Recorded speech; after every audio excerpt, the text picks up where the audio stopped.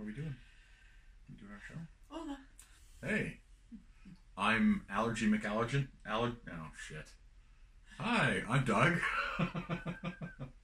And I'm Vicky. And this is that show that we do on the YouTubes. Welcome to episode 15. 15, damn. And they said it wouldn't last. Mm-hmm. Here we are. Still probably won't.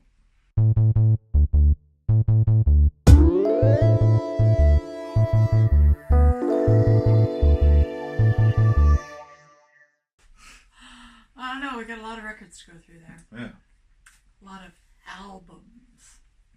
Or vinyl, as we call it in the industry. Yes, as the hipsters would call it. Vinyl. Okay, today's episode, pretty good.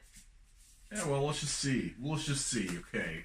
First up, the Steve Miller Band, Fly Like an Eagle. Van Halen 2. And Rick Springfield, Working Class Dog. Get cracking. So number one here. It's funny because the more that we're getting into this, the more and more notes I find I'm writing. Yeah. Instead of just like one page, it's now 2 or 3. Yeah, it's more, we're doing more in the way of research and opinion and definitely spending less time on look. Yeah. Like I was saying this before, is the first few episodes, we had this beautiful, the big black or brown backdrop, and we had it lit so it was just our faces, and now it's like, turn the light on, who fucking cares? Press record. Is it framed properly? I don't care. Okay, the Steve Miller Band. The Steve Miller Band is an American rock band formed in 1966 in San Francisco, California. The band is led by Steve Miller on guitar and lead vocals. It's mainly known for a string of hits in the mid-70s that gets a lot of airplay on classic rock stations. Mm-hmm.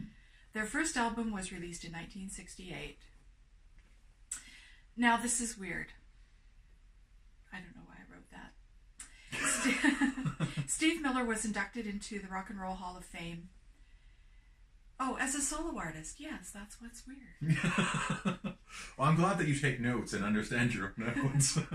Well, at least I could read my writing this time. So far. So, yeah, and we are big fans of the Rock and Roll Hall of Fame induction ceremonies, and we always try and watch them after the fact whenever they're put out for general viewing. And I remember hearing about some shenanigans the year that he was inducted.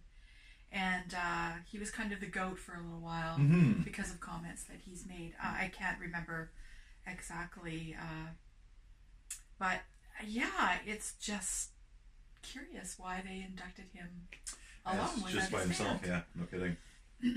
Maybe, I don't know, it's speculation, maybe just because he had so many band members? Well, and that's my next point. The band changed members often, and by the looks of it, 33 people were listed as past and present members of his band. So who do you induct? Exactly. You can't have all 33 on stage. Yeah, I mean, not to the same extreme, but I mean, I guess not like Nine Inch Nails had its original core band, but it's had so many members. If they were inducted, who would you induct besides Reznor, or in this case Steve Miller? Yeah. So I kind of understand that a little bit, but at the same time it's kind of dickish. So interesting. The music kind or genre they're saying that it is psychedelic rock and space rock and blues. And yeah, I can see that space rock. Well, and everything blues. Yeah, because there's. And one interesting thing, out of the list of 33 people that were on the page that I saw with all the band members, there's only one that I recognized, and it was Boz Scaggs, who I love the hell of, with his music. And he was there 67 and 68. So, Fly Like an Eagle was the 9th album out of 18 that he released, so kind of halfway through. 8 studio albums, 6 live albums, 7 compilation albums, and at least 29 singles from all of that. The band sold over 60 million copies. So that's quite an accomplishment. That's not too bad. The songs. Okay. The very first one is Space Intro. It's a 1 minute and 15-second intro. Instrumental. And I will just go into, normally I show the songs, and usually they do a better job, and I know we'll get to this into the album cover grape, but when you put that colored text that small on top of background that, you can't, and actually read it. So normally I kind of go along with you, but that's insanity. So the heat's on me to get this. Yeah, you gotta nail this one. It's all on you. All right, and then the next one. So we're going to talk about these songs as we go along. As we go along, yeah. And I never realized that the space intro was different from the actual "Fly Like an Eagle" because it leads into that song. Fly like a eagle. Too much pressure. Fly Like an Eagle is the next song, and I have that it's trippy, funky, great lyrics. I really like the bass line. Not only in this song, the bass line is fucking fantastic, but so I was going to give a shout out to Lonnie Turner, who passed away on April 28th, 2013. But the bass work he has in this is pretty fucking great. Yeah, the band as a whole, overall, and this whole album is so tight, and the guitar solos and... Yeah, you're kind of like me, though. You're a bit of a sucker for that kind of spacey... I wouldn't even say this is necessarily proggy, but just the blues. The next one, Wild Mountain Honey. Loved the opening. Love this song. And I wrote a little comment here that said, I used to own this album back in the day. And I haven't listened to it for a long time other than, hearing it the odd time on radio. Yeah. But 2 songs in and I remember why I owned this album. Yeah, which is hilarious because already, I'm getting some spoiler alerts to how we feel about this album because like you said already, we're just, besides the intro, a couple songs in, it's already huge hits that, So continue on, sorry. And I just have this other, going back to the musicianship again on this album. It's fantastic. All the little touches that they've added, they make every song enjoyable. And it's not even a greatest hits album. No, it's crazy. It's amazing how every song there's something to love. The next song is called Serenade. Cool layered vocal, great beats and lyrics. Yeah, no, continue on. This one I kept really general notes because it was which is unusual because usually we're opposite. Yeah. And this for me, it's one of those albums that you kind of, sure it's got hits on it, Fly Like an Eagle and shit like that, but to me it's a whole album. It's one that I'd listen to as a whole. So to break it down, you have those hits, but to me I would just recommend it as a whole. Because there's not a song on this album that I did not like. It keeps a really good pace and momentum and tempo, as it were, through the whole entire thing. It's solid. Even some of their slower songs there's a good forward movement to everything, and it doesn't linger on anything specific. It's one of those it's a nice mix of fast, slow. Well, it goes to the space rock, and it kind of it's just I would consider it stoner rock. Yeah, it's just that kind of trippy kind of blues is in there. Sorry, heavy blues, space noise, and like you said, the way it's mixed, is fantastic as well. So, kind of rambling there. So let's continue on. Next song, Dance, Dance, Dance. Starts out very country and twangy, and but it's a skippy little tune. And there's a good example of them using different styles, genres of music. There's in at one point, I think there's some sort of Egyptian kind of thing going on. Or you got country, you got blues, you got rock, you got space noises. You can hear space noises. I keep going back to space noises. Mercury Blues is the last song on side A. It's a blues song. It's a cover. It's a cover, sorry, yeah. Written by Casey Douglas. Which I really liked. I actually wrote down as something that a song that really stood out. Yeah. So. Yeah, we seem to really like the blues stuff. Definitely blues. Okay, and starting off again on side 2, Take the Money and Run. Yeah. A great caper song I wrote. Yeah, I just started writing lyrics. Yeah. a lot of little cool touches. And the next one, Rockin' Me, which is another song that got a lot of airplay. You Send Me, which is again another cover. Cover, yes. Beautifully, beautifully harmonized. I love Steve Miller's voice. And just a cute little note. There's a tiny little snippet of a bit from Cheech and Chong after the second verse. Yeah. Just like a really, you can just kind of faintly hear it in the background, but yeah, it's Cheech and Chong. The next one is Blue Odyssey. I say trippy space rock. to start. It's an intro. And then it heads into a blues song. Right. It heads into a song called Sweet Marie, which includes a guy named James Cotton on harmonica, who's a very well-known blues artist, and he's played with many, many of the great blues artists, blues greats. And then the last song, The Window, laid-back tune about love. And again, I say I love his voice. Yeah, for sure. It's so clear, and it ends with space sounds. Space sounds. Yeah. My theme today is space sounds. Yeah, it's definitely an album that I mean you can listen to anytime. It's one of those full album experiences, I think. And this is probably a good one that you would dim the lights down and get some incense going and maybe get a little bit lit. Drink a little kombucha. Yeah, drink some kombucha there and just enjoy it. Like I said, I really like the mix on this album. We've listened to a lot of albums, and even stuff that was done or created more recent, it doesn't sound as good as this. It's like everything's got nice weight to it. It's mixed well. Nothing is too loud or too soft. It doesn't just sound like shit, which a lot of stuff from the 80s, especially pop stuff, sounded like shit. It's amazing to me. Yeah, so just a few little extra notes here. In 2003, this album was listed at 450 on Rolling Stone magazine's list of 500 greatest albums of all times. And in 2012, it was updated to 445. Steve Miller wrote or co-wrote the majority of the songs, with the exception of the two that I mentioned already. You Send Me was written by Sam Cooke, and Mercury Blues, Casey Douglas. Mm-hmm. So, over to you to talk about the album art. Yeah, okay, well, I should go with the condition of the album. Let's actually listen to this as medium pour, just because it's really chewed up along here. It's got Honda marks. At the top of it's chewed up.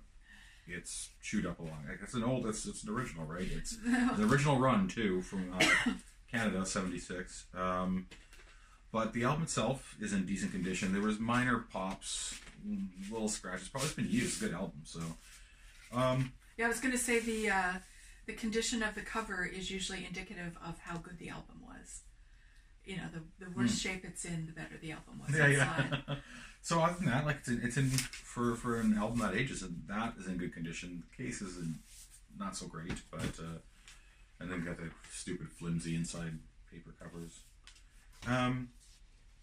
Yeah, I would get just going back to the sound. It's mixed well. It sounds great. Oh, and I didn't mention that Steve Miller was actually the producer. Oh, he did mention. Okay, yeah. And the executive producer was John Palladino, who was a record executive with the company that Capitol Records. Capitol, yeah. So he's done a lot of bands. So I want to give a shout out for the photography for the album and the art. So it was the front was Susan McCardle and the back was David Stahl for the photos. So this one's got me conflicted because it's the thing that I hate. Right? It's just shots of just Steve Miller, not even the band, just Steve Miller. And you wouldn't think that these color combinations or anything in this would work.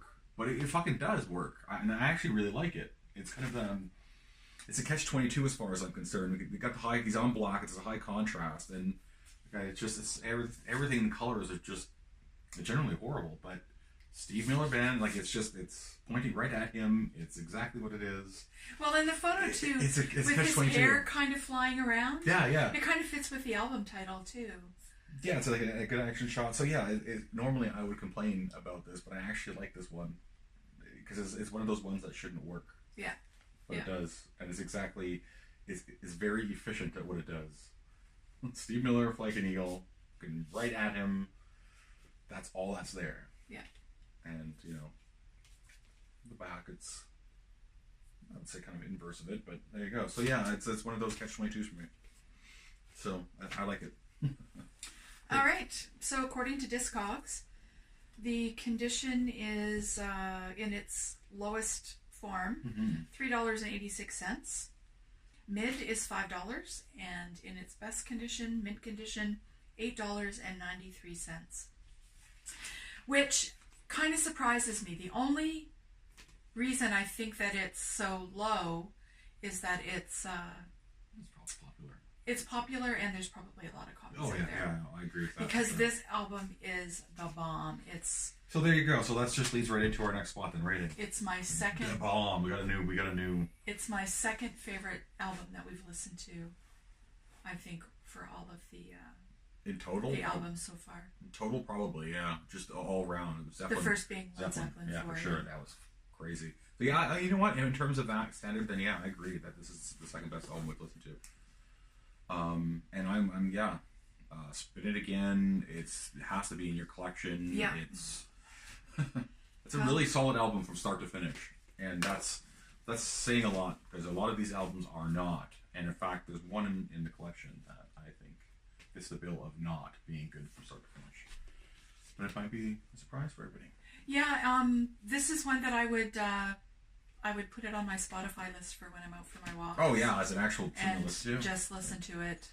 Yeah, and actually, listen to it more often. I had on Spotify. I had realized because I went back and was listening to some of these songs that we weren't following Steve Miller on Spotify for some stupid ass reason. So it's been corrected. Well, and that's kind of why we're doing this, right? Mm-hmm. To kind of bring back those albums that we've loved, that kind of we've forgotten about. Yeah, forgotten about. Yeah. And to just kind of spread the word. Mm-hmm. All right, Steve Miller down.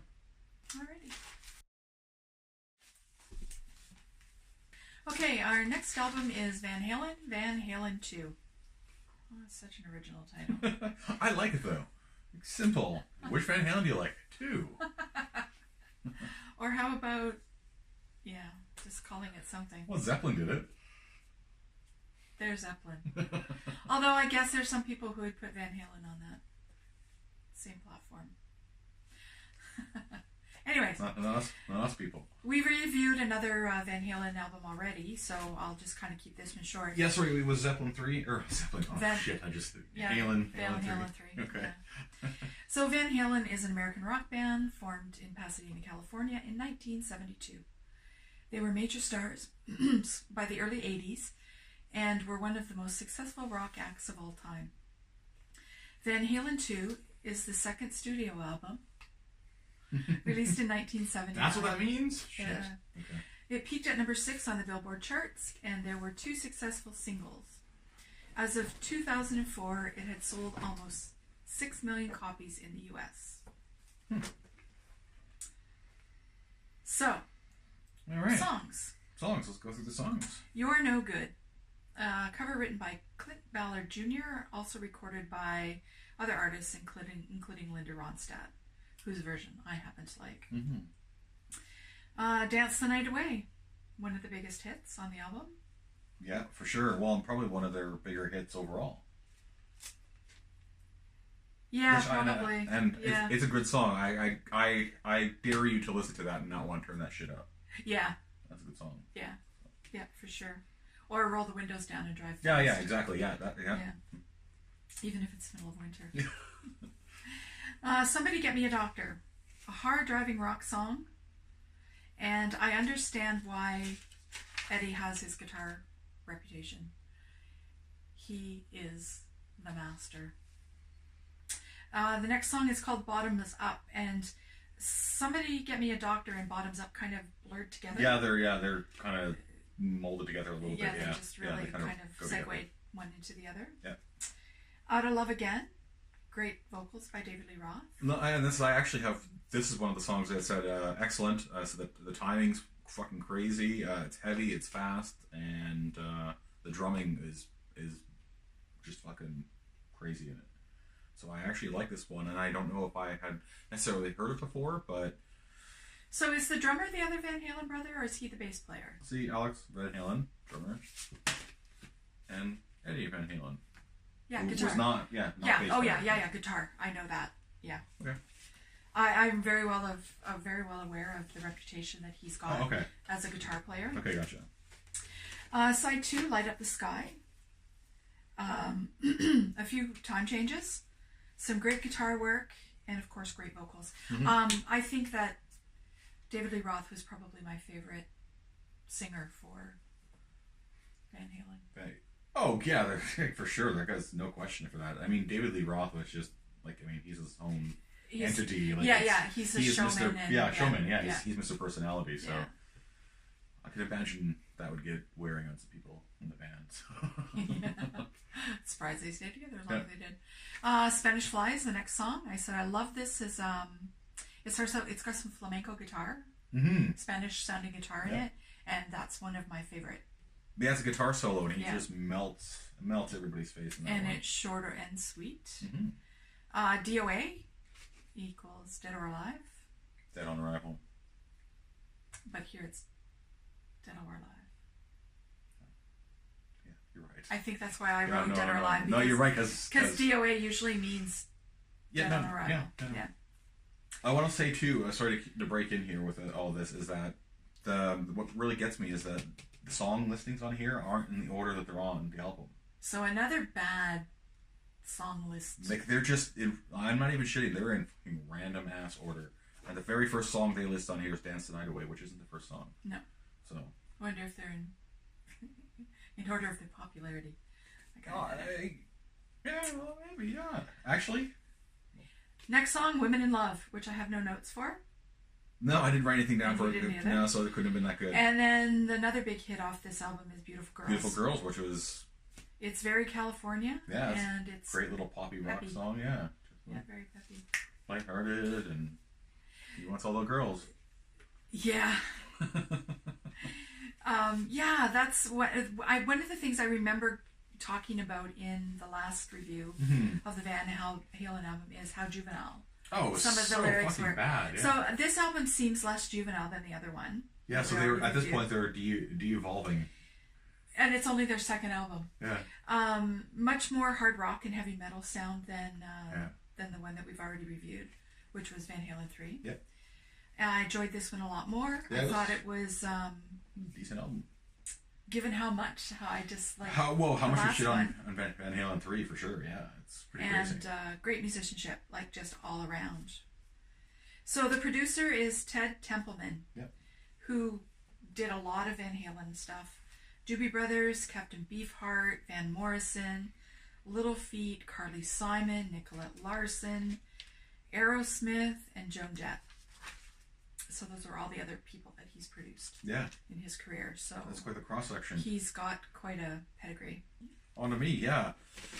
So I'm actually going to start with some of the nitty-gritty details in this one. So this one was actually quite interesting to find. It's actually a promo album, which is totally different than the actual release for Canada at the time. So it was promo, and the promo comes with this crazy and actually pretty sweet and almost perfectly mint condition sleeve, which has actually got some cool artwork on it. So I'll leave that. So the whole thing, inside and out, is in great condition. Album's vinyl's like brand new. It hasn't been listened to very much. No pops or sounds. It's mastered really well. It sounds really good. Now, since it's a promo album, is the thickness of the album different? Yeah, it was better. Yeah, it was it's a little thicker than some of the other ones for sure.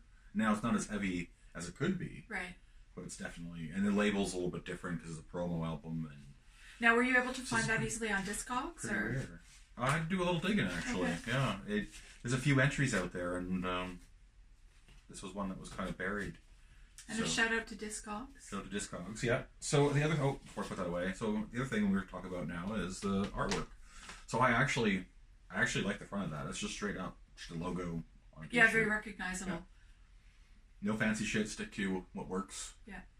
On the back, they have a little thing with obviously your credits and your song titles that are not in order, and just the pictures of the band. Yeah, that's fine. They're doing a little something.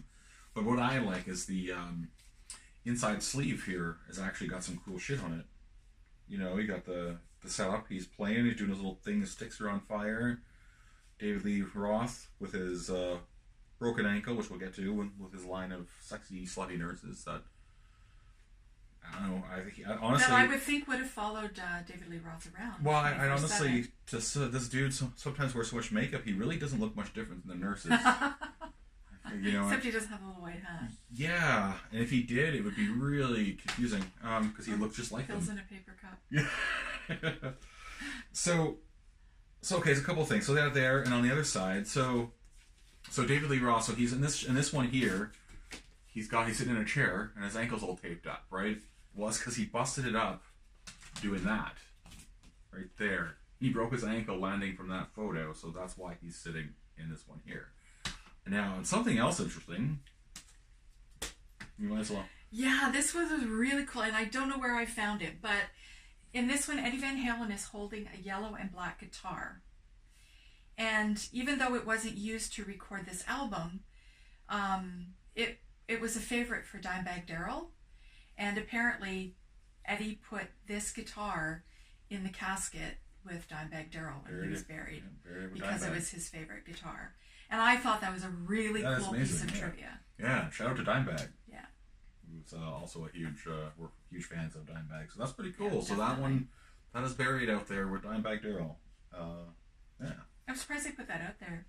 There's somebody digging up the grave. I'm sure there's lots of stuff out there. But anyway, so yeah, like you said, we're kind of gone backwards now in Van Halen terms. We've gone from 3 to 2, and it's amazing. The quality of 2 is so much fucking better in every regard. I liked it much better. Writing, even though there's pacing. not a lot of popular, like there's only the 2 hits pretty much.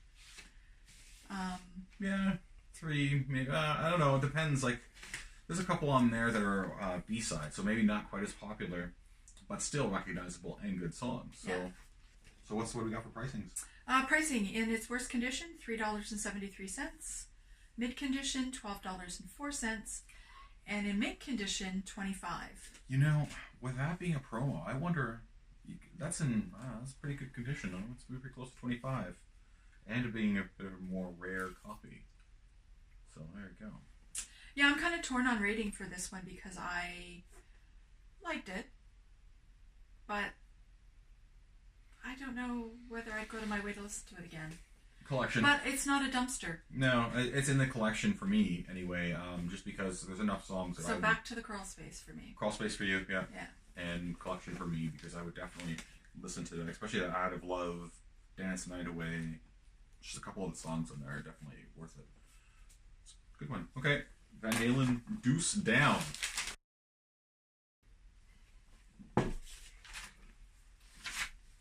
Okay, last but not least, Rick Springfield, Working Class Dog. Now, Rick Springfield is an Australian singer, which I didn't know. No, I didn't know that. Well, I think I knew it, but didn't know it. Instrumental. Or didn't care.